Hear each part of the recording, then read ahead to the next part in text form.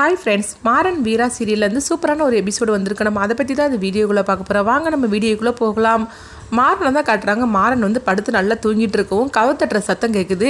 காலங்காத்தாலேயே அத்தை வந்து எழுப்பிவிட்டுட்டு இருக்காங்களா அப்படின்னு சொல்லிக்கிட்டு தூக்கத்திலேயே மாறன் வந்து கதவை திறக்கிறாங்க. கதவை திறந்து பார்க்குறாங்க. வீரா தான் நின்றுட்டுருக்குறாங்க. என்ன வீரா வந்துட்டியா? சொல்ல போனாக்கி நீ வரமாட்டேன்னு நினச்சேன், ஆனால் வந்துட்டியா அப்படின்னு சொல்லிட்டு தூக்க கழகத்திலேயே மாறன் வந்து கேள்வி கேட்டுட்டு இருக்கவும் அப்போ வீரா வந்து இப்படி பார்க்குறாங்க. பார்த்தோம்னா மாறன் வந்து கட்டில் படுத்துட்டு அவங்க எந்திரிச்சிருக்குது வந்து அவங்களுக்கு தெரியுது.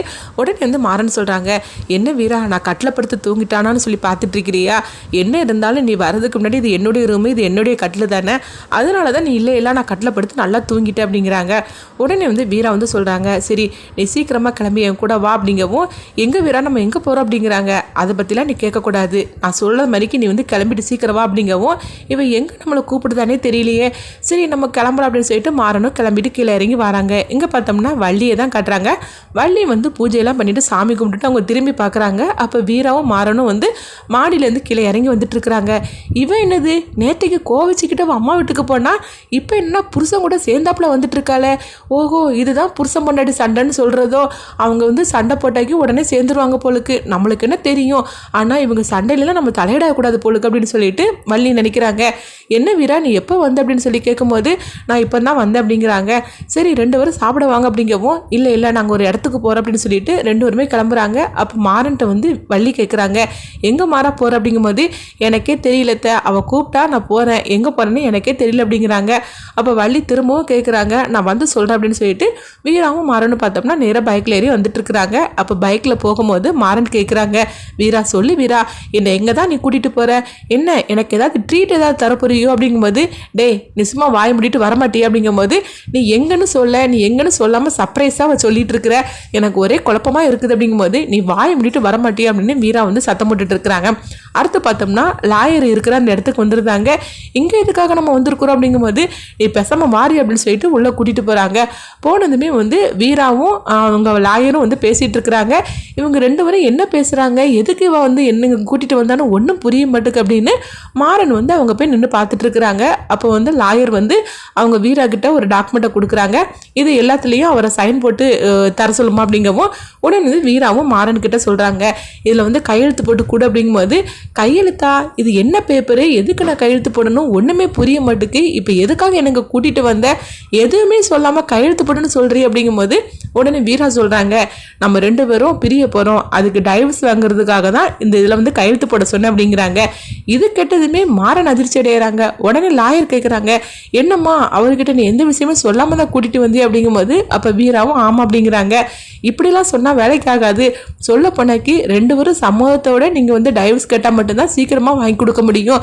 அவருக்கு விருப்பம் இல்லாமல் உனக்கு மட்டும் விருப்பம் இருந்துச்சுன்னா கண்டிப்பாக இந்த இது வந்து உனக்கு வந்து கிடைக்காதுமா, அதனால அவர் விருப்பத்தோட கையெழுத்து போட சொல்லு அப்படிங்கவும், உடனே வந்து வீரா சொல்கிறாங்க, கொஞ்சம் வெயிட் பண்ணுங்க நான் கையெழுத்து வாங்கிட்டு வரேன் அப்படின்னு சொல்லிட்டு மாறனை தலையை அழைச்சிட்டு போகிறாங்க. மாறனை தனியை அழைச்சிட்டு போய் சொல்கிறாங்க, இங்கே பாரு மாறா, நம்ம 2 பேரும் இதுக்கு மேலே சேர்ந்து வாழ முடியாது, எத்தனை நாள் தான் நம்ம வந்து எல்லாருக்கும் முன்னாடியே நம்ம நடிச்சுக்கிட்டு வாழ முடியும், ஒரு கட்டத்தில் அது நம்மளுக்கே சலிப்பு ஏற்பட்டுருந்தோம், அதனால வந்து சொல்கிறத கேளு, நம்ம 2 பேரும் பிரிஞ்சிட்டோம்னா நீயும் சந்தோஷமா இருப்பேன், நானும் சந்தோஷமா இருக்கலாம், நானும் எவ்வளோ முயற்சி செய்து பார்த்தாலும் சரிதான், நம்ம 2 பேரும் சேர்ந்து வாழறதுக்குள்ள எந்த வித இதுவும் கிடையாது, அதனால நம்ம 2 பேரும் வந்து பிரிஞ்சு போயிடலாம், அதுக்கப்புறம் ஓ வழியை பார்த்துட்டு நீ போ, என் வழியை பார்த்துட்டு நான் போகிறேன் அப்படிங்கவும், உடனே இதை கிட்டுட்டு மாறன் சொல்கிறாங்க, என்னடி நினச்சிக்கிட்டு இருக்கிற, நானும் போனால் போகுதுன்னு பார்த்துட்டு இருக்கிறேன், எனக்கு நீ எவ்வளவோ டார்ச்சர் கொடுத்துட்டு இருக்கிற, ஆனாலும் வந்து நீ வந்து எனக்கு வேணும் சொல்லி தான் நான் வந்து இந்த மாதிரிக்கு நான் சமாதானமாக போயிட்டுருக்கிறேன், அதே போல் தான் உன் மனசில் நான் இருக்கிறது உண்மை, ஆனால் நீ இது வெளிப்படையாக நீ காட்ட மாட்டேங்குன்னு எனக்கு நல்லாவே தெரியும், ஆனால் போக போக கண்டிப்பாக என்னை ஒரு நாள் இல்லாட்டா ஒரு நாள் புரிஞ்சுப்பேன், நீ கொஞ்சம் வெயிட் பண்ணு,